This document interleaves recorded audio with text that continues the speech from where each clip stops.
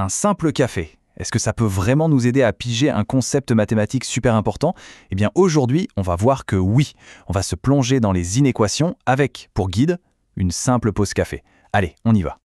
Alors imaginez un peu la scène. On est devant la machine à café au bureau. Il y a quelques collègues et une question, une toute petite question qui en fait va nous ouvrir les portes d'un outil mathématique vraiment puissant. Et là voilà, la fameuse question. Est-ce que 2 €, ça peut suffire pour payer 5 cafés? Bon, la première réponse qui vient à l'esprit, c'est « ça dépend du prix du café, évidemment ». Et c'est justement là que toute notre histoire commence. Alors voilà notre protagoniste du jour, on va l'appeler Monsieur F. Son idée est toute simple, il a envie d'offrir le café à ses 4 collègues. C'est sympa, non? Et ça nous donne déjà un premier chiffre super important pour notre petit problème. Donc si on fait le calcul, il y a Monsieur F plus ses 4 collègues, ça nous fait bien 5 cafés en tout à régler. Jusque-là, c'est simple. Mais maintenant, attention, arrive la contrainte, la grosse contrainte. Le voilà le problème. Monsieur F a fouillé ses poches et il n'a que 2 €. C'est tout ce qu'il a, c'est sa limite absolue, son budget max, pas un centime de plus.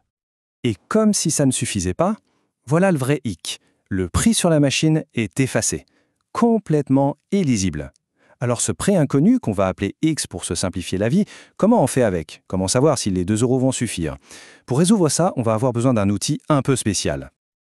Ok, on quitte un instant notre machine à café pour passer aux maths. Parce que là, on ne cherche pas une seule réponse, un prix exact. Non, ce qu'on cherche, c'est toute une gamme de prix possibles. Et pour ça, l'outil parfait, ce sont les inéquations. Une inéquation, c'est quoi au juste? En fait, c'est tout simple. C'est une façon de comparer deux choses qui ne sont pas forcément égales. Au lieu de dire « le coût total est égal à 2 €, on va pouvoir dire « le coût total doit être inférieur ou égal à 2 €. C'est ça, c'est le langage des limites, des contraintes. Et pour parler ce langage, on a un petit vocabulaire de base, 4 symboles. Supérieur ou égal et inférieur ou égal. C'est tout. Et pour notre histoire de café, c'est le tout dernier, le inférieur ou égal, qui va être la star. Bon, c'est bien beau tout ça, mais comment on manipule ces trucs? Comment on résout une inéquation? La bonne nouvelle, c'est que c'est hyper simple. Ça ressemble beaucoup à ce qu'on connaît déjà. Il y a juste une seule petite règle d'or à ne jamais, jamais oublier. Alors voilà le truc. On résout ça quasiment comme une équation normale. On isole x, tout ça, sauf, attention, c'est la règle d'or. Si jamais on doit multiplier ou diviser par un nombre négatif, on doit absolument retourner le signe de l'inégalité. Il change de sens, c'est le piège classique. Mais, bonne nouvelle pour notre histoire de café, on n'aura pas de négatif, donc ça va rester tranquille.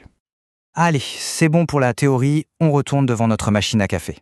Maintenant qu'on a les outils, on va pouvoir traduire le dilemme de Monsieur F en langage mathématique et enfin trouver la réponse. Première étape, on met ça en équation, ou plutôt en inéquation. On a 5 cafés. Le prix d'un café, on l'a appelé X. Donc le coût total, c'est 5 fois X, soit 5X. Et on sait que ce coût total ne doit pas dépasser 2 €. Il doit donc être inférieur ou égal à 2. Et voilà, 5X supérieur à 2. Notre inéquation est posée. Maintenant, l'objectif, c'est de trouver la valeur de X tout seul, pour connaître le prix maximum d'un unique café. Pour faire ça, c'est simple, on va diviser les deux côtés par 5, exactement comme on le ferait avec une bonne vieille équation. Et hop, le calcul est fait. On obtient x est inférieur ou égal à 0,40. Qu'est-ce que ça veut dire concrètement?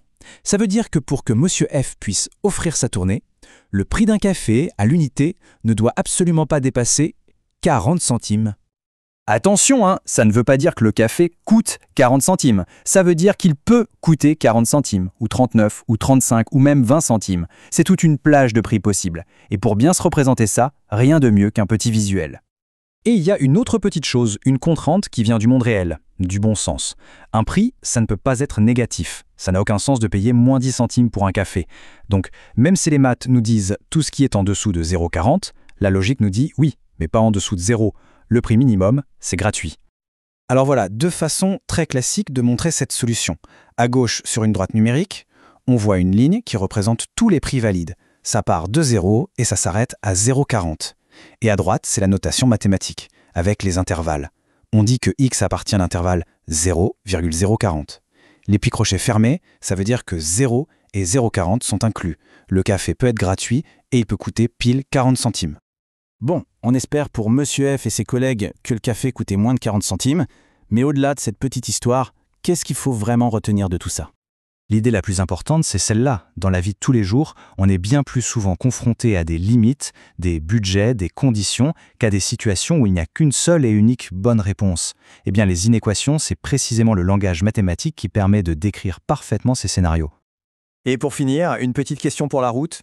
Si on y réfléchit bien, ces inéquations, elles sont absolument partout. Les limitations de vitesse sur la route, le budget mensuel, le forfait données mobile, tout ça, ce sont des inéquations.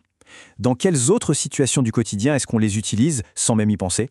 On se rend vite compte que cet outil est beaucoup plus présent dans nos vies qu'on pourrait le croire.